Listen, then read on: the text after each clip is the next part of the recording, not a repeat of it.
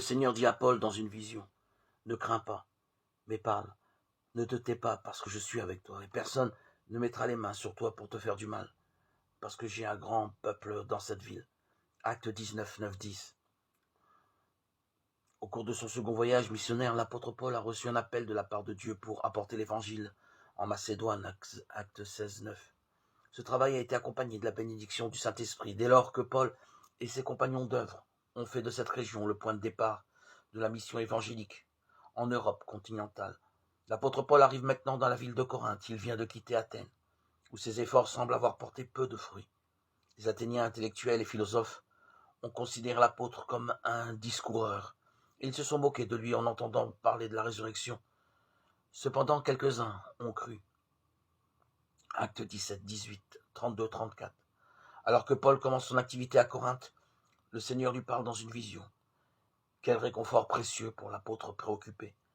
Le Seigneur lui dit de ne pas craindre, de ne pas se taire, parce que je suis avec toi.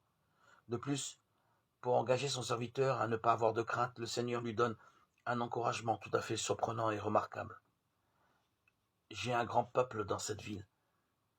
Corinthe était alors une cité portuaire, prospère, mais connue pour son immoralité. Dans le monde grec de l'époque, si quelqu'un vivait de façon débauchée, on le désignait de manière proverbiale comme un Corinthien.